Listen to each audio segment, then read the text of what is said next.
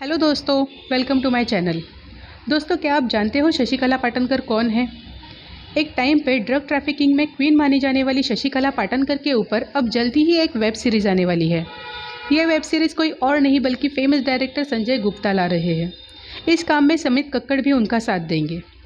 संजय गुप्ता का कहना है उन्हें पहले से ही ऐसे टॉपिक में ज़्यादा इंटरेस्ट है और वो बहुत टाइम से बेबी पाटनकर के ऊपर वेब सीरीज़ बनाना चाहते थे। अब ये वेब सीरीज़ जल्दी ही ऑडियंस के सामने आएगी। पर ये बेबी पाटनकर आखिरकार है कौन? तो चलिए जानते हैं इनकी लाइफ स्टोरी शॉर्ट में। लेकिन इसके पहले अगर आपको मेरा ये वीडियो पसंद आए तो उसे लाइक कीजिए, शेयर कीजिए और मेरे चैनल को सब्सक्राइब कीजिए।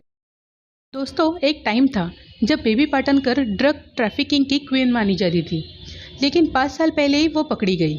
एसीपी अवधूत चौहान ने उन्हें गिरफ्तार किया। एक्चुअली धर्मा कालो के नाम के एक पुलिस ऑफिसर के साथ उनकी दोस्ती थी। इन दोनों ने एक दूसरे का नाम पुलिस को बता के एक दूसरे के काले कारनामों का पर्दाफाश कर दिया। आखिरकार दोनों ने ऐसा किया क्यों? जानने के लिए ये वीडियो पूरा देखिए। उससे पहले बेबी पाटनकर की लाइफ स्टोरी देखते हैं। तो बेबी अपने माता पिता के साथ और 5 भाइयों के साथ वरली कोलीवाड़ा में रहती थी। जब वो 6 साल की थी, उनके 4 भाइयों ने किसी का खून कर दिया। उस आरोप में उन्हें जेल हो गई।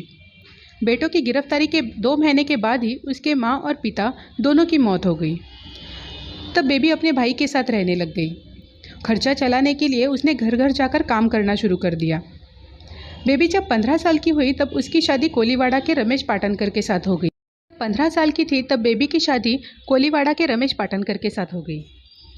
उनका पति शराबी था। 1991 में उसकी दिल का दौरा पड़ने से मौत हो गई।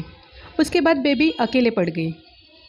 बेबी 5 साल तक मुंबई की साधना मिल में काम करती रही। ये मिल बंद होने के बाद उसने वापस घर घर जाके काम करना शुरू किया। इसी बीच उसके भाइयों की सज़ा पूरी हुई और वो जेल से वापस आ गए। इसके बाद उसके एक भाई भरत ने भारती से शादी कर ली और वो वर्ली के सिद्धार्थ नगर में रहने लग गया। उनका साला भी उनके साथ रहता था।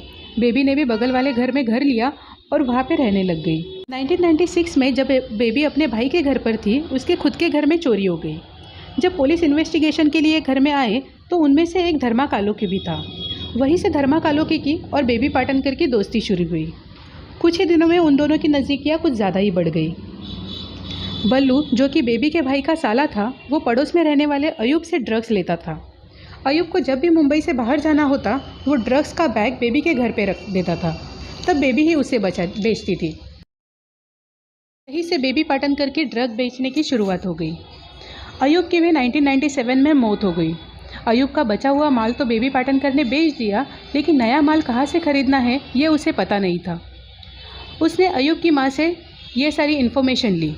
उसके बाद वो खुद ही ये ड्रग्स का माल खरीदने लग गई और ऐसे इस बुरे काम में बेबी पाटनकर की शुरुआत हुई। वर्ली पुलिस स्टेशन के नज़दीक एंटी नार्कोटिक सेल यूनिट भी है। वहाँ के सिपाही बेबी से रेगुलरली हफ्ता लेने लग गए।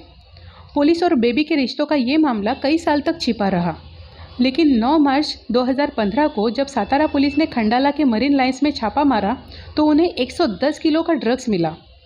अगले दिन मरीन लाइन पुलिस स्टेशन के लॉकर से भी उन्हें 12 किलो का ड्रग्स मिला। ये 12 किलो का ड्रग्स धर्मा कालोके ने वहाँ पे रखा था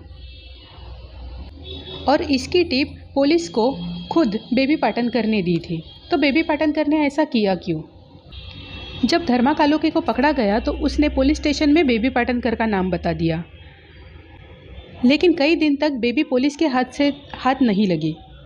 5 साल पहले जब बेबी कराड़ से मुंबई आ रही थी, तब एक लग्जरी बस में किसी ने उनको देखा और मुंबई क्राइम ब्रांच में खबर कर दी। तब जाके बेबी पकड़ी गई। पकड़े जाने के बाद बेबी ने बताया कि ये ड्रग्स की टिप उन्होंने ही पुलिस को दी थी, क्योंकि उनकी और धर्मा कालोकी की बिजनेस को लेके अनबन चालू हो गई थी। उसे धर्मा को 25 लाख रुपए देने थे, जो कि उसने नहीं दिए।